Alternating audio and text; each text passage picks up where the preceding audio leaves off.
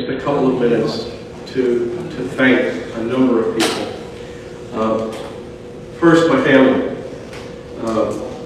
Regrettably, my wife Nancy could not be here, but my two boys, Aaron and Austin, truly the joy of my life, which shows you how far my life has sunk.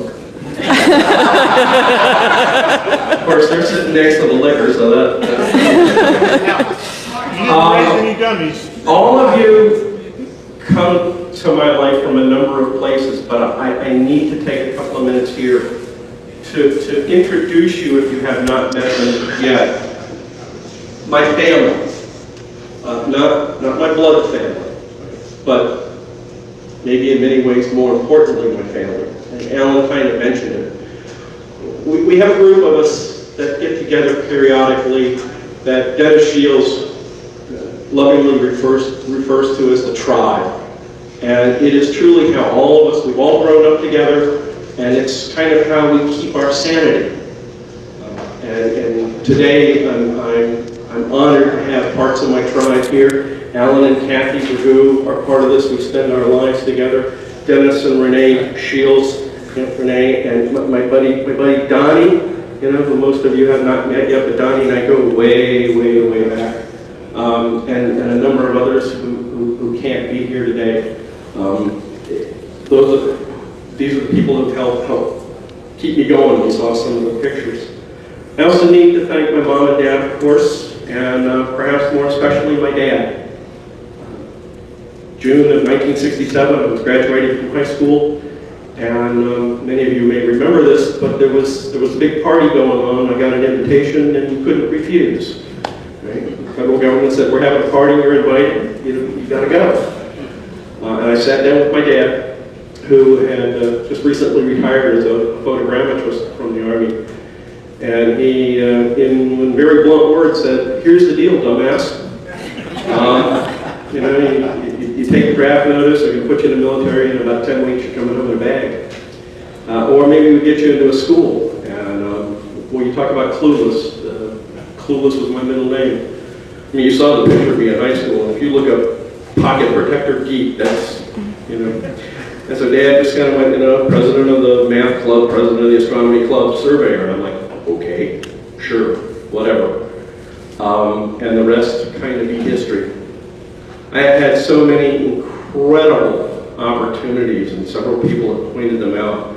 But along the way, nothing that I've ever been able to accomplish or affect could ever have occurred without the influence in my life of some very, very important people. Fritz Kelly, who hired me to the survey, and some of you who've been around a long time might remember Fritz. Fritz was a third-generation co-surveyor, born in a tent on a field party. Joe Draco, blessings and peace be upon him. Joe, who had such an immense influence on many of us in the horizontal network branch. He was the inventor, if you will, of the NGS workshop program. Joe was just a huge, huge influence on us, and I'd like to think whatever I've been able to accomplish is just a reflection of what Joe started. Others who provided me wonderful opportunities. Libby Wade. Libby was always a very tough boss, but very fair, and she gave me so many opportunities to work on different things, and she encouraged me. And certainly Fast Eddie McKay, who's unfortunately not here. The thousands of surveyors and others in the geospatial community that I've had a chance to meet around the world have been such a huge part of my life. It is with deep, deep mixed emotions that I'm leaving NGS, but it's time. It's time, and there are other things to do. I'm encouraged for the future. Certainly, what's going on at the National Geodetic Survey is monumental. We're on the path to some things that are revolutionary. We've always been revolutionary. It will be a challenge, of course.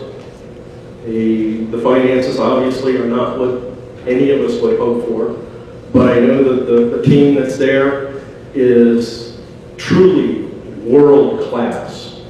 And I know many of you don't see it. And I have to just take a brief moment here. Katie Rees from OCS. Katie was wonderful in her comments. But I must admit, in those earlier days, coming from NGS and my first interactions with nautical charting and aeronautical charting, I know I had a rather significant amount of sort of geodetic arrogance when I worked with them. Many of you may not appreciate it, but at the time, NGS was going totally digital, and truly one of the first federal agencies to go totally digital. So many firsts at NGS.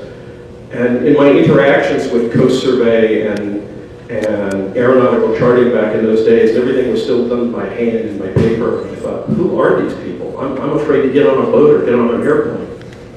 And it wasn't until I had the opportunity, as John mentioned, to do things internationally and see how other countries do what we try and do, that I got to put things in perspective, and I had to step back from it and think, Thomas Jefferson was brilliant. Ferdinand Hassler, these people were brilliant. They're incredibly brilliant.